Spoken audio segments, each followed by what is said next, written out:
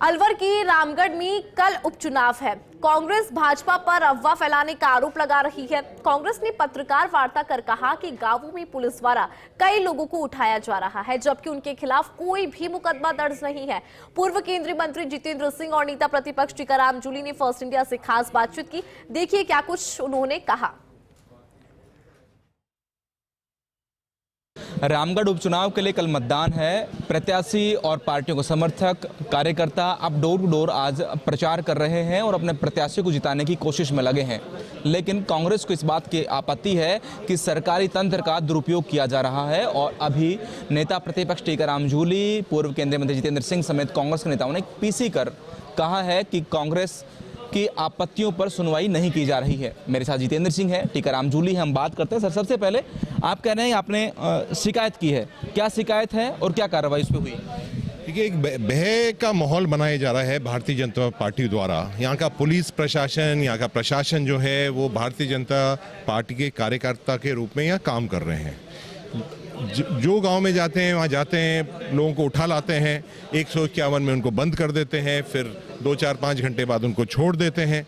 तो एक ऐसा माहौल बनाया जा रहा है जहां लोगों को प्रभावित करें, डराएं, धमकाएं। यहाँ के सरकारी कर्मचारी हैं, यहाँ के अधिकारी हैं, वो कैंपेनिंग कर रहे हैं रात को जाकर।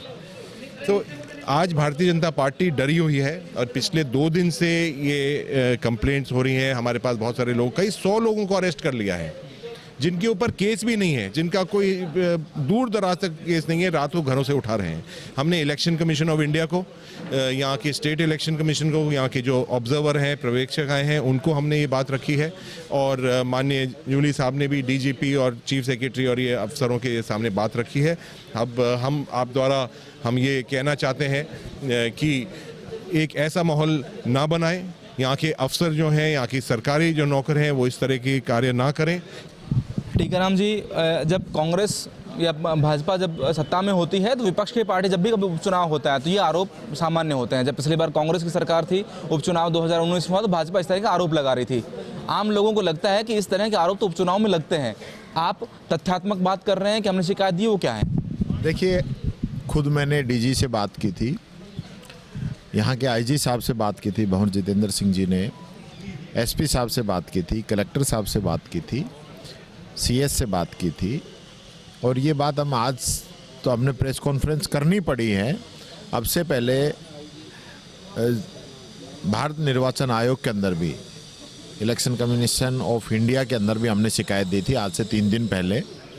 हमें लगा कि उससे कार्रवाई हो जाएगी। लेकिन अभी तक आपने कोई शिकायत को लेकर मीडिया में कोई जारी नहीं किया, या कांग्रेस की ओर से नहीं किया गया, आपकी ओर से नहीं किया गया? देखिए, हमें ये लगा कि जब हमने शिकायत कर दी, सभी अधिकारियों ने हमें कहा कि ऐसी कार्रवाई नहीं होगी, अगर ऐसा कुछ है तो उन्होंने अनभिज्ञता जाहिर करते हुए हमें कहा।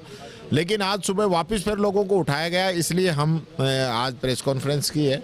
कल रात को भी बीजेपी के कुछ लोगों के द्वारा बहुत बड़ा ये नौगावा थाने के अंदर इस प्रकार की पोस्टें की गई, जो जाति, धर्म और गोलियां चलने की पता नहीं किस प्रकार की बातें उन्होंने उड़ाई।